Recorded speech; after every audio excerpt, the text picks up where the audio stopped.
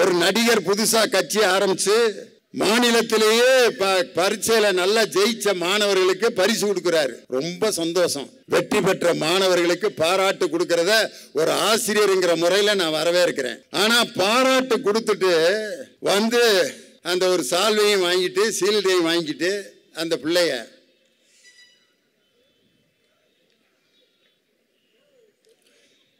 பாராட்டு கொடுத்த அண்ணனுக்கு ரொம்ப நன்றிங்கண்ணா. அண்ணா, எங்கள் ஊரில் சாக்கடை சரியில்லைங்கண்ணா. எங்கள் ஊர்லங்கண்ணா பள்ளம் தோண்டி இன்னும் ரோடு போடாமல் வச்சுருக்காங்கண்ணா. நீங்கள் தானா வந்து அதெல்லாம் போட்டு கொடுக்கணும். யார்? பரீட்சையில் ப்ரைஸ் வாங்குற ஒரு பிள்ளைய என்ன பேசணும்னு சொல்லி கொடுத்து ஒருத்தன் கூட்டிகிட்டு வந்து பேச வைக்கிறான். ஒரு பிள்ளை அப்பாங்குது, ஒரு பிள்ளை அண்ணாங்குது, ஒரு பிள்ளை வந்து மாமாங்குது, ஒரு பிள்ளை வந்து பெரியப்பாங்குது, ஒரு பிள்ளை சித்தப்பாங்குது. சொல்லி கொடுத்து பேச வச்சு அவர் இப்படி நின்று கேட்டுக்கிட்டே இருக்காரு. அதாவது ஒருத்தனை தொடர்ந்து நம்ம புகழ்ந்தோம்னாலே என்ன அர்த்தம்னா அவன் வீணாக போப்பாரான்னு அர்த்தம். இப்போ உங்களை காலையில் ஒருத்தர் வந்து உங்கள் வீட்டுக்காரர் வந்து இந்தடி நீ ரொம்ப அழகாக இருக்கடி, உன்னைய மாதிரி ஒரு பிள்ளைய நான் பார்த்ததே இல்லடி அப்படின்னு சொல்லிட்டாரு. உடனே நீங்கள் ஏங்க அப்படியாங்க ரொம்ப சந்தோஷங்க. திருப்பி ஒரு மணி நேரம் கழித்து வந்து இந்தடி நீ ரொம்ப அழகாக இருக்கடி, உன் அழகு இருக்கே அப்போ தான் நீங்கள் சந்தேகப்படுவீங்க. இப்போ தானே அழகாக இருக்கேன்னு சொன்னால் திரும்ப 11 மணிக்கு வந்து திருப்பி அழகாக இருக்கேன்னு சொல்கிறானே. திரும்ப மத்தியானம் 1 மணிக்கு இங்கே வா, எவ்வளோ அழகாக இருக்க தெரியுமா நீயே, எப்படி அப்படின்னா இவன் ஏதோ வேற மேட்ருக்காகத்தான் அடி போடுறான் போல இருக்குன்ட்டு திருப்பி சாயந்தரம் கூப்பிட்றான். இங்கே வா, என்னங்க ஐயோ உன் முகம் இருக்கே, சரோஜா தேவி கூட தோத்துருவாடி, என்ன அழகு, சிம்ரன் மாதிரி உன் இடுப்பு, திரிஷா மாதிரி உன் கண்ணு. அப்போ தான் அவள் வந்து யோசிக்கிறாள், இது பாராட்டுறதுக்காக இல்லை, நம்மளை போட்டு தள்ளுறதுக்கு தான். ஒரு மனுஷன் தொடர்ந்து ஒருத்தரை புகழ ஆரம்பிச்சானாலே அவன் வீணா போறான்னு அர்த்தம். காலையிலேருந்து சாயந்தரம் வரைக்கும் அந்த மாணவர்கள் வந்து நீங்கள் தானா அண்ணா 2026லங்கண்ணா, நீங்கள் தாங்கண்ணா இந்த நாட்டுக்கு வரணுங்கண்ணா, நீங்கள் தாங்கண்ணா கொடியேற்றணுங்கண்ணா அவர் அப்படிங்க, ஆமாங்கம்மா இல்லைங்கம்மா அப்படின்ட்டு அந்த சிக்கனா சால்வை ஒன்றை போட்டு விட்டு இன்னைக்கு நான் சொல்கிறேன், பாராட்டுறது ஒன்றும் தப்பு கிடையாது. ஆனால் இதே பாராட்டு விழாவை மாநிலம் முழுவதும் இருக்கக்கூடிய மாணவர்களுக்கு நேரு உள் விளையாட்டு அரங்கிலே அனைத்து மாணவர்களுக்கும் பாராட்டு விழா நடத்தியவர் நம் தளபதி மு.க. ஸ்டாலின். வெறும் மார்க் வாங்கினவங்களுக்கு மட்டும் இல்லை, கலை போட்டிகள் நடத்தி கலை திருவிழாவில் பிரைஸ் வாங்கின அந்த மாணவ மாணவிகளுக்கும் பரிசு கொடுத்தாரு. அதில் பிரைஸ் வாங்கின மாணவி யார் தெரியுமா? ஒரு பொண்ணு. அந்த பொண்ணு அப்போ வந்து நான் பிரைஸ் கொடுத்தேன், பாட்டு போட்டியில் நான் பிரைஸ் வாங்கியிருக்கேன், மாநிலத்தில் முதல் பரிசு. என் பேர் யோகேஸ்வரி, எங்கள் ஊர் கரூர் அப்படின்னுச்சு. அந்த பொண்ணுக்கு நானும் பள்ளிக்கல்வித்துறை அமைச்சரும் பிரைஸ் கொடுத்தோம்.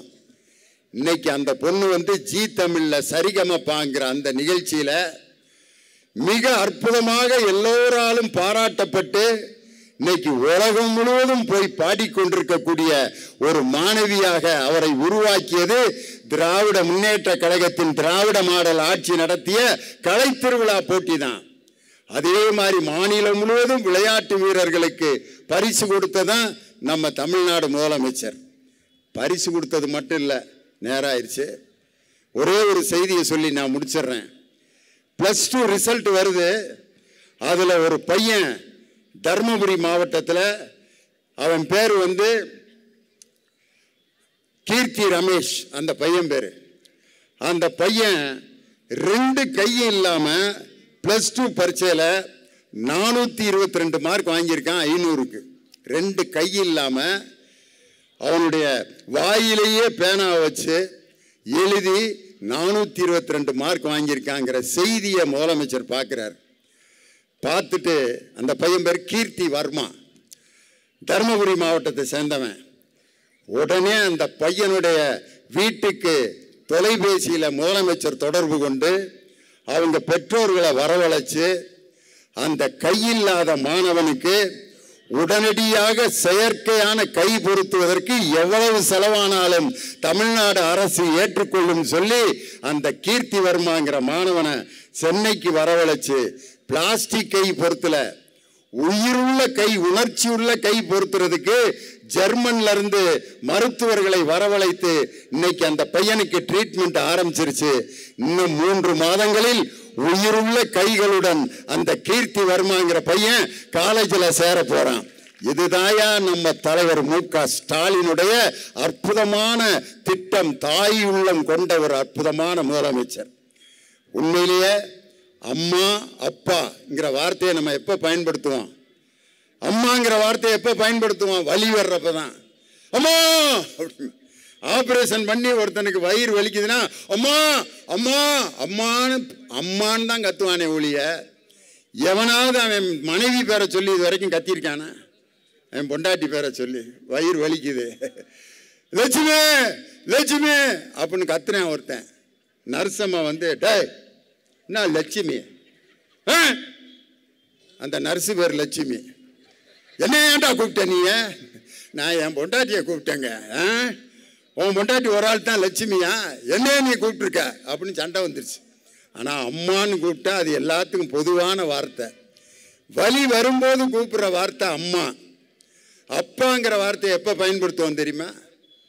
வலியெல்லாம் போன பிறகு, வலியெல்லாம் குறைஞ்சிருச்சு, வயிறு வலி வருது, இன்ஜெக்ஷன் போட்டார் டாக்டர், வலி குறைஞ்சோன்னே அப்பா அப்படிமா. வலி வரும்போது சொல்கிற வார்த்தை அம்மா, வலி வந்த பிறகு அது குறையும் போது சொல்கின்ற வார்த்தை அப்பா. அம்மாங்கிறது வேதனையை குறைக்கின்ற வார்த்தை. வேதனை குறைந்த பின் நிம்மதியாக இருக்கும்போது சொல்லப்படும் வார்த்தை அப்பா என்ற வார்த்தை. இன்னைக்கு தமிழகத்தில் இருக்கும் பெண்கள் எல்லாம் விடியல் பயணத்தாலும் உரிமை தொகையாலும் புதுமை பெண் திட்டத்தாலும் கம்பீரமாக தலை நிமிர்ந்து வேதனை தீர்த்த பிறகு அவர்கள் எங்கள் முதலமைச்சரை அப்பா என்று அழைக்கின்ற ஒரே முதலமைச்சர் நம் தமிழகத்தினுடைய முதலமைச்சர் தளபதி மு.க. ஸ்டாலின் என்ற முதலமைச்சர் தான். அதனால இன்னைக்கு எடப்பாடி பழனிசாமி அவர்களுக்கு நானே இப்போ ஒரு பாட்டு வந்துச்சு. அந்த பாட்டை எடப்பாடி பழனிசாமிக்காக பாடியிருக்கேன். அதை மட்டும் பாடி என்னுடைய பேச்சை நான் முடிச்சுக்கிறேன்.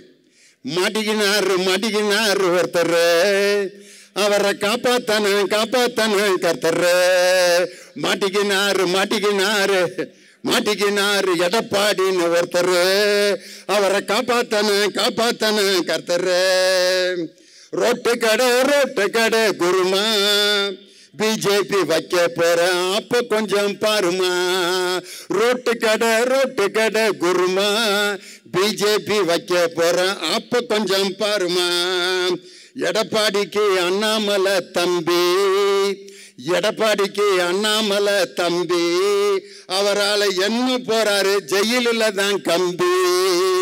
எடப்பாடிக்கு அண்ணாமலை தம்பி, அவரால் ஜெயிலில் தான் என்ன போறாரு கம்பி.